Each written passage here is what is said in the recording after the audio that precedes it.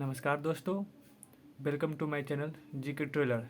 आज के सेशन में हम और आप डिस्कस करेंगे एडिटोरिया मैगजीन को, जो जनवरी 2023 से जुलाई 2023 तक के करंट अफेयर्स है, उसको डिस्कस करेंगे। इस सेशन में 12 प्रैक्टिस सेट है। इससे पहले हम लोगों ने प्रैक्टिस सेट 1 का सोल्यूशन कर दिया है। आज प्रैक्टिस सेट 2 का सोल्यूशन देखेंगे। अब हम लोग चलते हैं प्रैक्टिस सेट 2 के पहले प्रश्न पे। इससे पहले कि क्वेश्चन आंसर शुरू हो, मैं अपने बारे में बता देता हूँ। मैं अंकुश 2446 बैच का क्वालिफाई बिहार एसआई। मेरे द्वारा लास्ट टाइम पे करंट अफेयर में कैसे बूस्ट किया और मैंने लास्ट टाइम में कैसे 27 में से 25 सही किया, वो तरीका आप लोगों के सामने मैं रखूँगा। सेम वैसे तरीका से आप लोग देखिएगा और कीजिएगा, आपको काफ़ी बेनिफिशियल मिलेगा। ओके, चलते हैं हम पहला क्वेश्चन की ओर। क्वेश्चन बोल रहे हैं हम लोग का कि स्वदेश निर्मित सस्टेनेबल एविएशन फ्यूल मिश्रण का उपयोग कर किन शहरों के बीच भारत की पहली वाणिज्यिक यात्री विमान ने सफलतापूर्वक उड़ान भरी है। ये अब राइट आंसर हो जाएगा पुणे से दिल्ली। कहने का मतलब ये हो गया कि स्वदेश निर्मित सस्टेनेबल एविएशन फ्यूल का कौन सा एयरलाइन प्रयोग करके एक यात्री विमान को उड़ान भरी है। तो देख लेंगे, पहला क्वेश्चन तो ये हो जाएगा कि ये पुणे से दिल्ली गया है, मतलब पी और डी, पुणे से दिल्ली यात्रा की है और किस एयरलाइन कंपनी के द्वारा। तो इसको ध्यान रखेंगे हम लोग। ये कंपनी का नाम है एयर एशिया। तो एयरलाइन कंपनी का नाम याद रखेंगे। कहाँ से कहाँ तक, तो पुणे से दिल्ली तक। चलते हैं नेक्स्ट क्वेश्चन की ओर। मई 2023 में विश्व स्वास्थ्य संगठन, जब भी ये WHO आ जाए या कोई भी संस्था आ जाए, तो उसके बारे में बस उसका फाउंडेशन ईयर जानेंगे। तो WHO का पहला फाउंडेशन ईयर याद कर लेंगे आप।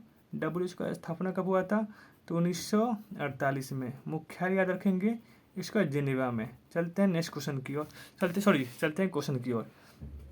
मई 2023 में विश्व स्वास्थ्य संगठन ने किस बीमारी के लिए करीब 1 साल से चल रहे वैश्विक स्वास्थ्य आपातकाल को समाप्त कर दिया। राइट आंसर डी, एमपॉक्स हो जाएगा। अब चलते हैं नेक्स्ट क्वेश्चन की ओर। क्वेश्चन नंबर 3, किस राज्य ने देश के पहले सुशासन विनियमों को मंजूरी दी है, जिसका उद्देश्य राज्य प्रशासन को अधिक जवाबदेह, सुलभ, गतिशील और पारदर्शी बनाना है। Right answer is Maharashtra, option C हो जाएगा। चलते हैं क्वेश्चन नंबर 4 की तरफ। मई 2023 में किस व्यापार संबंधों को मजबूत करने में उनके योगदान के लिए फ्रांस का सर्वोच्च नागरिक सम्मान पुरस्कार क्या है, तो सेविलियर डे ला लीजन डी होनूर किस व्यक्ति को दिया गया है, तो ये एन चंद्रशेखर को। इस क्वेश्चन में खास बात ये है कि ये पुरस्कार अमूमन हर 3-4 महीने में किसी भारतीय को मिलता है। तो आपको अगर चंद्रशेखर आपको याद करना है, तो उससे पहले आपको महीना भी याद रखना होगा। मई महीना, अप्रैल महीना में, जनवरी महीना में किसको दिया गया है। ध्यान देना है कि सेविलियर डे ला लीजन पुरस्कार किस कंट्री का है, तो ध्यान रखोगे ये फ्रांस का है। चलते क्वेश्चन नंबर 5 की तरफ। यूपीएससी का अध्यक्ष कौन है, तो मनोज सोनी, बिल्कुल ठीक है। और प्राकृतिक गैस नियामक बोर्ड के अध्यक्ष कौन बन गए हैं, तो अनिल कुमार जैन। तो दोनों सही है, राइट आंसर हो जाएगा सी। अब चलते हैं क्वेश्चन नंबर 6 पे। न्यूयॉर्क पुलिस विभाग में सर्वोच्च पद हासिल करने वाली पहली दक्षिण एशियाई महिला कौन बनेगी। ध्यान रखना, ये महिला के बारे में पूछा जा रहा है। दक्षिण एशियाई महिला कौन बनेगी, ये भारतीय मूल की है। कौन है, प्रतिभा भुल्लर माल्डोनाडो। कहाँ की पुलिस विभाग की सर्वोच्च बन गई है, तो न्यूयॉर्क का, बिल्कुल ठीक है। न्यूयॉर्क के बारे में जानते हैं, सबसे महंगा शहर इस बार में इसको खिताब मिला है, बिल्कुल। चलते हैं नेक्स्ट क्वेश्चन, क्वेश्चन नंबर 7 पे चलते हैं हम लोग। क्वेश्चन नंबर 7 बोल रहा है, संयुक्त राष्ट्र महासभा ने 26 नवंबर को विश्व सतत परिवहन दिवस, कौन सा दिवस है, तो विश्व सतत परिवहन दिवस 26 नवंबर को मनाने का प्रस्ताव को मंजूरी मिल गया है, बिल्कुल ठीक है। चलते क्वेश्चन नंबर 8 की तरफ। किस राज्य सरकार ने महिलाओं के लिए कार्यस्थल को सुरक्षित बनाने के उद्देश्य से साहस पहल की शुरुआत की गई है। देखना, साहस पहल किससे संबंधित है, महिलाओं के लिए कार्यस्थल को सुरक्षित करने के लिए। किस स्टेट का है, तो तेलंगाना का, बिल्कुल ठीक है। चलते क्वेश्चन नंबर 9 पे। किस देश में विश्व के सबसे पुराने वृक्ष का नाम ग्रेट ग्रैंड फादर वृक्ष रखा गया है, ये चिली है। चलते क्वेश्चन नंबर 10 की तरफ। इटालियन ओपन 2023 से संबंधित निम्नलिखित कथनों पर विचार कीजिएगा। तो पहला क्या बोला है, तो कजाकिस्तान की एलेना रैबाकिना ने महिला एकल खिताब जीता है। ध्यान रखेंगे, एलेना रैबाकिना किस देश के लिए खेलती है, तो कजाकिस्तान के लिए। कौन सा टूर्नामेंट अभी जीती है, इटालियन ओपन 2023। इससे पहले देखेंगे 2022 का विंबलडन में महिला खिताब किसके द्वारा जीता गया था, तो यही कजाकिस्तान की एलेना रैबाकिना, बिल्कुल ठीक है, ये आंसर जाएगा। फिर देखेंगे क्वेश्चन नंबर ऑप्शन नंबर दो देखते हैं कि रूस के डेनियल मेदवेदेव ने पुरुष एकल का खिताब जीता है। तो ध्यान रखोगे मेदवेदेव किस कंट्री का है, तो रूस का है। रायबेक ने किस कंट्री का, तो कजाकिस्तान का। दोनों ने कौन सा टूर्नामेंट जीता है, तो इटालियन ओपन 2023। बिल्कुल ठीक। चलते क्वेश्चन नंबर 11 की तरफ। क्या बोला जा रहा है क्वेश्चन में, बोला जा रहा है कि 14 से 17 मई तक दक्षिण एशियाई युवा टेनिस चैंपियनशिप, क्या बोला जा रहा है, दक्षिण एशियाई युवा टेनिस चैंपियनशिप 2023 का आयोजन कहाँ किया गया है, तो ईटानगर अरुणाचल प्रदेश में। क्वेश्चन नंबर 12 पे चलते हैं। मॉन्ट्रियल 2023 के साउथ एशियन फिल्म फेस्टिवल में, मॉन्ट्रियल कनाडा में है वो, क्या बोला जा रहा है, तो साउथ एशियन फिल्म फेस्टिवल में बेस्ट लॉन्ग डॉक्यूमेंट्री अवार्ड किस डॉक्यूमेंट्री को मिला है, तो मिला है गौरी को। बिल्कुल ठीक है, Gauri right answer. Question number 13 पर चलते हैं। हाल ही में पीएम नरेंद्र मोदी को किस देश ने अपना सर्वोच्च पुरस्कार companion of the order of लोगोहू से सम्मानित किया गया, right answer Papua New Guinea. अब यहाँ पे देखना वो पपुआ न्यू गिनी में मोदी जी जाते हैं, उनको सर्वसम्मान मिलता है। आपको पपुआ न्यू गिनी का पीएम का नाम याद रखना होगा, इसका कैपिटल याद रखना होगा, और देखना कि जब ये यात्रा किए थे वो किस किस देश की यात्रा किए थे। तो याद होगा कि G7 में जब मोदी जी जापान गए थे 49वीं बैठक में, तो पहला कंट्री को विजिट किए थे ये जापान था, दूसरा कंट्री को विजिट किया जो पापुआ था, तीसरा कंट्री को जो विजिट किए थे वो ऑस्ट्रेलिया था। आपसे पूछा जा सकता है कि कौन सा कंट्री का विजिट नहीं किए थे। आपका 3 ऑप्शन मिल जाएगा। आप बोल देगा कि पूर्वी मतलब प्रशांत महासागर जो कंट्री है जो मोदी जी गए थे उसमें कौन सा कंट्री जहाँ पर मोदी जी नहीं गए थे, तो 4 ऑप्शन आ जाएगा। इसमें न्यूजीलैंड भी दे सकता है। ध्यान रखोगे ये सब चीज़ें, ठीक है। पपुआ का पीएम और ऑस्ट्रेलिया का पीएम का नाम आप लोगों को याद होना चाहिए। पपुआ का पीएम का नाम है जेम्स मारेप, जबकि ऑस्ट्रेलिया का पीएम का नाम है एंथनी एल्बनीज। तो ध्यान रखो ये सब चीज़ें।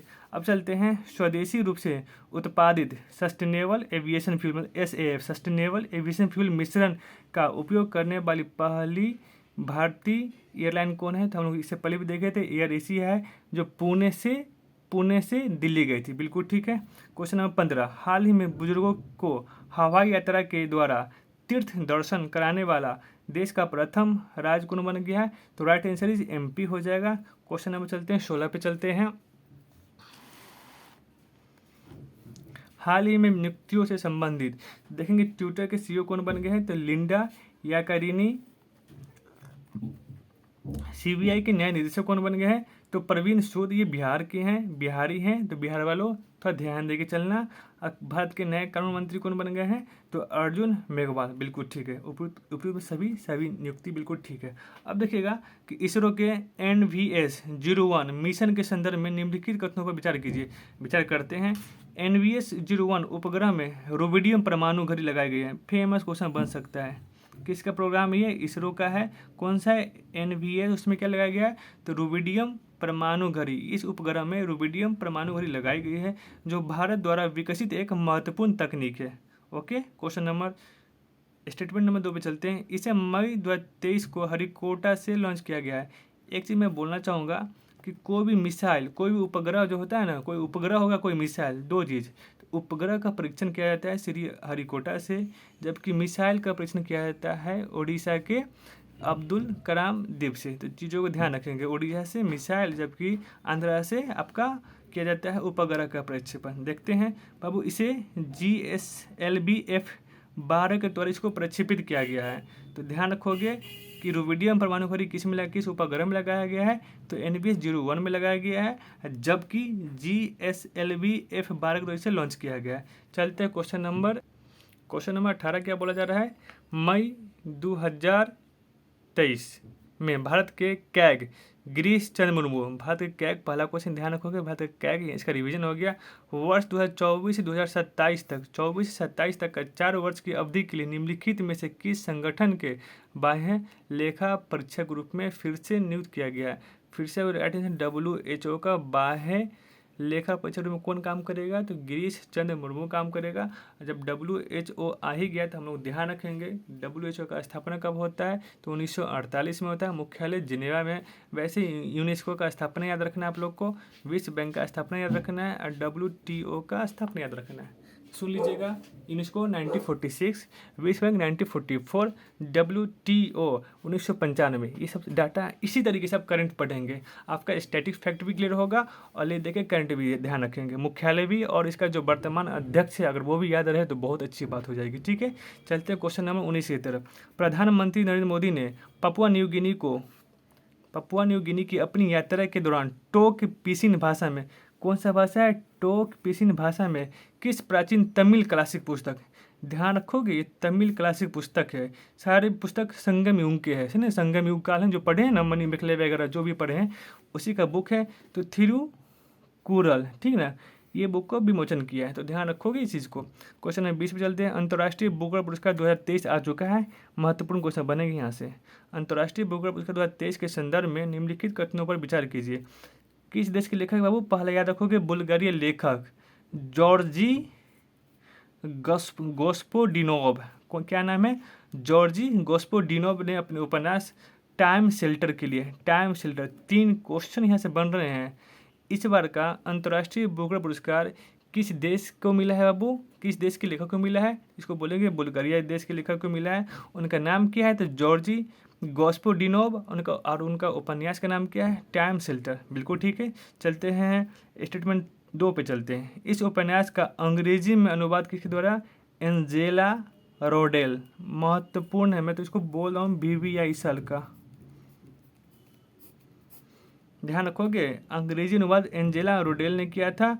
यह बुल्गारिया का पहला उपन्यास है जिसे अंतर्राष्ट्रीय बुकर पुरस्कार मिला है, पहला पुरस्कार। इससे पहले हम लोग देखेंगे 2022 में किसको मिला था, तो गीतांजलि सीरी को मिला था टॉम ऑफ सेंड के लिए। अब 23 आ चुका है, 23 को याद रखोगे। क्वेश्चन नंबर चलते हैं 21 पे चलते हैं। क्या बोलता है, जर्मनी में आयोजित, सबसे पहले कहाँ पे आयोजन हुआ है बाबू, ये चीज़ देखना, हमेशा जहाँ भी आयोजन होगा उसके बारे में समझ लेना। अगर क्वेश्चन पढ़ रहे हो तो आयोजन बहुत जरूरी है, पूछता है, देखना कि जर्मनी में आयोजित अंतर्राष्ट्रीय सुपर कंप्यूटर सम्मेलन के 61वें संस्करण के दौरान दुनिया के शीर्ष 500 सुपर कंप्यूटर की सूची जारी की गई। इसके संबंध में कौन सा कथन सत्य है, देखते हैं स्टेटमेंट 1 पे देखते हैं। CDSE पुणे में स्थापित भारत के AI सुपर कंप्यूटर का नाम क्या है, एरावत।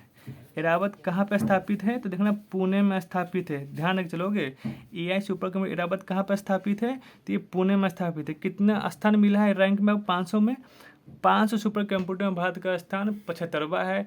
कहाँ पे स्थापित है, पुणे में, नाम क्या है, एरावत है। चलो ठीक है। फ्रंटियर किसका है, अमेरिका का है। सबसे तेज कंप्यूटर का दर्जा किसको मिला है, फ्रंटियर को। तो बोल देगा 500 सुपर कंप्यूटर में प्रथम स्थान किस देश को मिला है, तो अमेरिका को। नाम क्या है आपका, तो उसका नाम है फ्रंटियर। जबकि भारत का एरावत है, पुणे में स्थापित किया गया है। क्वेश्चन नंबर 22 पे चलते हैं हम लोग। मई 2023 को किस राज्य के मुख्यमंत्री ने राज्य को पूर्ण ई-गवर्नेंस राज्य घोषित किया गया है। जब भी ये ई-गवर्नेंस राज्य हो ना, तो इसके कदम पे सबसे आगे कौन आता है, केरल आता है। तो केरल राइट आंसर हो जाएंगे। अब देखते हैं यूनेस्को की घोषणा के अनुसार कौन सा देश जुलाई में फिर से यूनेस्को में शामिल हो गया। जब यूनेस्को आ गया तो इसके बारे में जान लेंगे। इसका स्थापना 1946 में हुआ है, मुख्यालय पेरिस में है, और अमेरिका इसका फिर से सदस्य बन जाएंगे। जब ट्रंप आए थे तो इससे निकल गए थे, जबकि बाइडेन आने से फिर से इसमें ये ऐड होने वाले हैं। ध्यान रखें कब ऐड होंगे, तो जुलाई मंथ में। ओके, चलते हैं क्वेश्चन नंबर 24 पे। हाल ही में मध्य इंग्लैंड शहर के पहले सिख लॉर्ड मेयर बनकर किसने इतिहास रच दिया है, तो इतिहास रचने वाला कौन है बाबू यहाँ पे, जसवंत सिंह विर्डी। ठीक है, क्वेश्चन नंबर 25 पे चलते हैं। मुंबई ट्रांस हार्बर लिंक, याद रखोगे पेपर में आएगा question. Mumbai trans harbour link से संबंधित निम्नलिखित कथनों विचार कीजिए। ये भारत का सबसे लंबा समुद्री पुल है, याद रखोगे। गंगा पुल, नदी पुल, ये समुद्री पुल है। तो ध्यान रखो, ये समुद्री पुल आएगा तभी इसको सही करना, ठीक ना। समुद्री पुल आएगा तभी ये मुंबई ट्रांस हार्बर लिंक सही होगा। ओके, इसका लंबाई कितना है, 21.8 किलोमीटर है। यह पुल सेवेरी से नहावा जोड़ता है। तो ध्यान रखोगे ये चीज़, सेवरी से नहावा को जोड़ता है। कितना किलोमीटर लंबा है, तो 21.8 किलोमीटर लंबा है। बाबू क्या बोलता है, यह भारत का सबसे लंबा समुद्री पुल है। ओके, तो तीनों स्टेटमेंट सही है। क्वेश्चन नंबर चलते हैं 26 पे चलते हैं। स्टार्टअप न्यूरोलिंक, अब चीज़ ध्यान रखना, न्यूरोलिंक न्यूरोलॉजी पढ़े होगे, न्यूरॉन पढ़े होगे, किससे संबंधित है, मस्तिष्क से संबंधित है। क्वेश्चन शुरू होने से पहले ये 3 चीज़ समझो, न्यूरॉन, न्यूरोलॉजी, ये सब कहाँ का है, सब मस्तिष्क का बात है। तो अब चलते क्वेश्चन की तरफ। स्टार्टअप कंपनी का नाम क्या है? न्यूरोलिंक को एफडीए द्वारा लोगों में मस्तिष्क प्रत्यारोपण का परीक्षण करने के लिए मंजूरी मिल गई है, जिसका उद्देश्य मानव मस्तिष्क को कंप्यूटर के साथ सीधे संवाद करने में सक्षम बनाना है।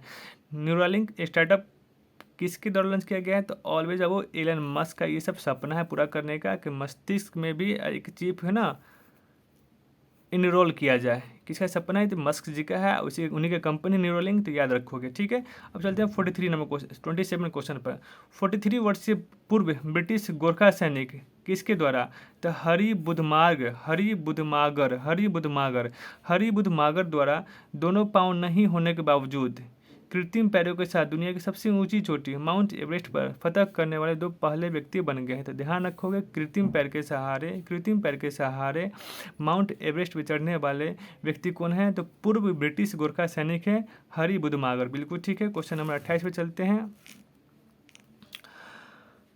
प्रधानमंत्री मोदी ने लिटिल इंडिया गेटवे की आधारशिला कहाँ रखी? आपको बता रहे थे, जापान गए थे, पपुआ न्यू गिनी गए थे, ऑस्ट्रेलिया गए थे।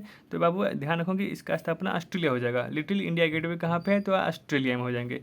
चलते हैं, इसके प्रधानमंत्री का नाम क्या है? तो एंथनी अल्बनीज है। अब चलते हैं क्वेश्चन नंबर 29 पे। दिल्ली में सेंट्रल बैंक डिजिटल करेंसी का इस्तेमाल करने वाला देश का प्रथम नगर निगम कौन बन गया? ओह वाह, क्या बात है, पटना नगर निगम, ठीक है। तो क्या बोला है? सेंट्रल बैंक डिजिटल करेंसी का इस्तेमाल करने वाले देश का प्रथम नगर निगम, माय गॉड, पटना नगर निगम, विश्वास नहीं हो रहा है। चलते हैं क्वेश्चन नंबर 30 पे। नए संसद भवन से संबंधित निम्नलिखित कथनों विचार कीजिए। इसको मैं भी लिख दूँ पहले ही, महत्वपूर्ण क्वेश्चन बनेगा यहाँ से, देखना कि इसका डिजाइन, पहला क्वेश्चन यहीं से बनेगा, बिमल पटेल। इसका डिजाइन कौन? बिमल पटेल, ठीक है। सेंट्रल विस्टा प्रोजेक्ट किस प्रोजेक्ट के तहत हमारा संसद बना है? वो नया संसद, तो सेंट्रल विस्टा प्रोजेक्ट के तहत बना है। इसका निर्माण कौन कंपनी किया? टाटा का किया है, बिल्कुल ठीक है। इसके 3 मुख्य द्वार हैं, ध्यान रखोगे, एक का नाम ज्ञान द्वार, एक का शक्ति द्वार, एक का कर्म द्वार, ओके। अब चलते हैं क्वेश्चन नंबर, सॉरी ऑप्शन नहीं यार, ये कथन डी पे चलते हैं। मोदी ने नए संसद भवन के उद्घाटन पर कितने रुपये का? तो 75 रुपया का सिक्का जारी किया। चारों स्टेटमेंट सही है, इसको याद रखोगे चारों को। बिमल पटेल का नाम, टाटा प्रोजेक्ट का नाम, कि टाटा प्रोजेक्ट के तहत बनाया गया है, कंपनी यही है। कौन सा? सेंट्रल विस्टा प्रोजेक्ट है। 3 मुख्य द्वार है उसका नाम, एक का ज्ञान द्वार, एक का शक्ति द्वार, एक का क्या है? कर्म द्वार है। अब चलते हैं क्वेश्चन नंबर 31 पे। आईफा अवार्ड 2023, पहला क्वेश्चन बनेगा, आईफा अवार्ड हुआ कहाँ पे? तो याद होगी, ये अबू धाबी में हुआ है, यूएई के अबू धाबी में हो गया। बेस्ट एक्टर ऋतिक रोशन हो जाएंगे, जबकि बेस्ट फिल्म का अवार्ड दृश्यम 2 देखना, आराम से देख लेना, 2 अक्टूबर को पाव भाजी खाने वाली फिल्म है। चलो ठीक है, क्वेश्चन नंबर, ये आपका 3 ऑप्शन सही। अब चलते हैं क्वेश्चन नंबर 32 पे चलते हैं। बुक है संबंध व्यक्ति, इसमें से रस्किन बॉन्ड फेमस राइटर है, इसको तो जानते होगे, इन्हें कई बुक आते हैं। द गोल्डन ईयर इनका बुक है, याद रखोगे, the golden year, the many joys of living a good long life, Ruskin bond का बुक है। जबकि मनोज कुमार का बुक का नाम क्या है? Supreme court on commercial arbitration, ध्यान रखोगे। अब देखते हैं ऑप्शन नंबर सी पे, Aditya Bhushan, guts amidst bloodbath, the Anshuman Gaikwad, ठीक है। देखें तीनों का तीनों सही है, इसको याद रखेंगे, बिल्कुल ठीक है। चलते क्वेश्चन नंबर 33 क्या बोलता है? अब ये है वो नियुक्ति संबंधित है।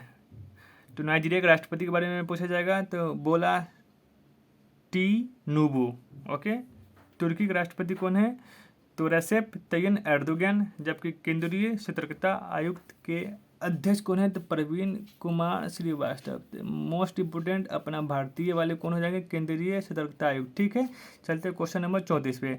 76वां कांस फिल्म फेस्टिवल 2023 से संबंधित निम्नलिखित कथनों विचार कीजिए। सबसे पहले समझिए, कांस फेस्टिवल हमेशा होता है फ्रांस में। कांस फेस्टिवल कहाँ पे? हमेशा फ्रांस में होता है। इसके बाद देखेंगे कि पाल्मो डियोर पुरस्कार किसको मिला है? तो एनाटॉमी ऑफ ए फॉल को मिला है।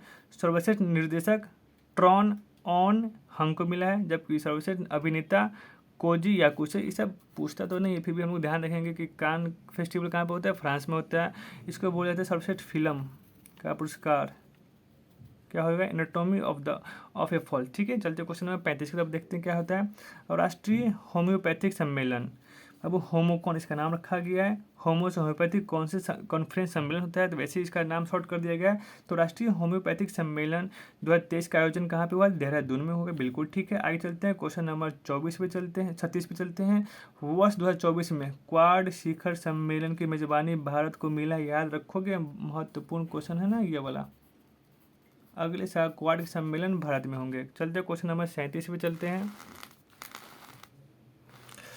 हाँ, पूर्वोत्तर यानी नॉर्थ ईस्ट की पहली वंदे भारत एक्सप्रेस ट्रेन किन 2 स्टेशनों के बीच चलाई गई है, ये new Jalpaiguri to Guwahati. Option number A सही हो जाएगा, न्यू जलपाईगुड़ी और गुवाहाटी के बीच में चली है वंदे भारत एक्सप्रेस, बिल्कुल ठीक है। क्वेश्चन नंबर 38, अनाथ और निराश्रित बच्चों को बेहतर जीवन और शिक्षा के अवसर प्रदान करने के उद्देश्य से किस राज्य सरकार द्वारा सुख आश्रय योजना शुरू करने की घोषणा की गई, राइट आंसर हिमाचल प्रदेश हो जाएगा, ठीक है। मतलब अनाथ बच्चे और जिसका घर बार नहीं है उसको बाबू क्या सुख आश्रय योजना शुरू करने की घोषणा कौन किया है, ये हिमाचल प्रदेश की है। जबकि क्वेश्चन नंबर 39 क्या बोलता है, हाल ही में किस व्यक्ति ने रामचरितमानस को 15,000 चौपाइयों से में संगीत से सजाकर उसको दुनिया का सबसे लंबा गाना बना दिया है और यह विश्व रिकॉर्ड अपने नाम कर लिया। व्यक्ति का नाम है जगदीश पिल्ले, ऑप्शन नंबर ए, ओके। चलते क्वेश्चन नंबर 40 पे। वर्ल्ड ऑफ स्टैटिस्टिक्स के अनुसार स्टील के उत्पादन के मामले में प्रथम स्थान चीन हो जाएगा, जबकि दूसरा स्थान भारत का हो जाएगा, ऑप्शन नंबर ए हो जाएगा। याद रखोगे जापान को ये बीट किया है, जापान पहले दूसरे पे था, भारत तृतीय पे था, लेकिन इस बार 2022-23 के डाटा के अनुसार भारत दूसरे पे, जापान को पीछे करके। क्वेश्चन नंबर 41, किस प्रो क्रिकेटर को त्रिपुरा टूरिज्म के ब्रांड एम्बेसडर के रूप में नॉमिनेट किया गया, तो राइट आंसर सौरभ गांगुली हो जाएंगे। क्वेश्चन नंबर 42 देखते हैं, किस देश ने अपने पर्यटन उद्योग को पुनर्जीवित करने के लिए कब 2025 को विशेष पर्यटन वर्ष घोषित किया है, तो राइट आंसर नेपाल हो जाएंगे, ओके। गृह लक्ष्मी योजना और अन्ना भाग्य योजना किस राज्य ने फिर से बोला जा रहा है, गृह लक्ष्मी योजना और अन्ना भाग्य योजना किस राज्य में फिर से शुरू की गई, राइट आंसर कर्नाटक हो जाएगा। क्वेश्चन नंबर 44 पे चलेंगे हम लोग। भारतीय नौसेना ने अपनी पहली स्वदेशी बोट, क्या है, पहली स्वदेशी बोट फास्ट इंस्पेक्टर का पहला समुद्री परीक्षण गोवा से मुंबई। तो बाबू देखना कि भारतीय नौसेना का एक बोट है जिसका नाम फास्ट इंस्पेक्टर है, उसका वो पहला परीक्षण कहाँ किया गया, गोवा से मुंबई के बीच में, ओके। चलते क्वेश्चन नंबर 45 पे। भारत ने स्टेटमेंट है, देखना क्या बोल रहा है, भारत ने 100 घंटे में 100 किलोमीटर सड़क बनाकर एक नया इतिहास रच दिया। अच्छी बात है, बहुत अच्छी बात है, वाकई में बहुत अच्छी बात है। ऐसे कीर्तिमान करने वाला दुनिया का पहला देश बन गया, बेहतर है। NHAI, अब आपको देखना है NHAI जब भी आए तो इस बॉडी का नाम जान लो, national highway authority of India. इसका स्थापना 1988 में होता है, देख लेंगे। ये NHAI का स्थापना बोला जाएगा तो 1988 में, इसके अध्यक्ष संतोष कुमार यादव हो जाएंगे, ओके। देखना तो यूपी में गाजियाबाद अलीगढ़ एक्सप्रेस पे 15 मई से 19 मई के करीब 112 किलोमीटर की सड़क बनाई। दोनों स्टेटमेंट सही है, इसका राइट आंसर सी हो जाएगा। अब देखते हैं, नई राष्ट्रीय शिक्षा नीति के अंतर्गत विद्यार्थियों का महाविद्यालयों में 100% दाखिल के लिए किस संस्था ने नीति आयोग के साथ मिलकर सारथी नामक कार्यक्रम, इम्पोर्टेंट आ जाएगा ये सारथी नामक कार्यक्रम, इसरो प्लस कौन हो जाएगा, UGC, क्या हो जाएगा, इसरो प्लस UGC मिलकर क्या करेगा, सारथी नामक कार्यक्रम लॉन्च किया है। क्यों किया है, विद्यार्थियों को महाविद्यालयों में 100% दाखिल के लिए। अब देखेंगे अब इसरो का स्थापना कब होता है, तो 1969 में होता है, जबकि UGC का स्थापना आपका 1956 में होता है। तो ये 1956 में किसका होता है, तो UGC का स्थापना होता है, इसरो का होता है 1969 में, ओके। क्वेश्चन नंबर 47 में चलते हैं। केंद्रीय गृह एवं सहकारिता मंत्री श्री अमित शाह द्वारा कहाँ में जनगणना भवन उद्घाटन किया, ये नई दिल्ली में किया गया है, राइट आंसर ए हो जाएगा। अब देखते हैं नियुक्तियां संबंधित हो जाएंगे। 48 का CBI के न्याय निदेशक प्रवीण सूद बिहार वाले, इससे पहले बताया गया था। भारतीय प्रतिस्पर्धा आयोग का अध्यक्ष कौन बने, रवनीत कौर। भारतीय प्रतिस्पर्धा आयोग का अध्यक्ष कौन हो गए, रवनीत कौर हो गए। जबकि वायुसेना के उप प्रमुख किसे बनाया गया है, जो आशुतोष दीक्षित को, ओके। सब सही हो जाएंगे। 49 क्या है,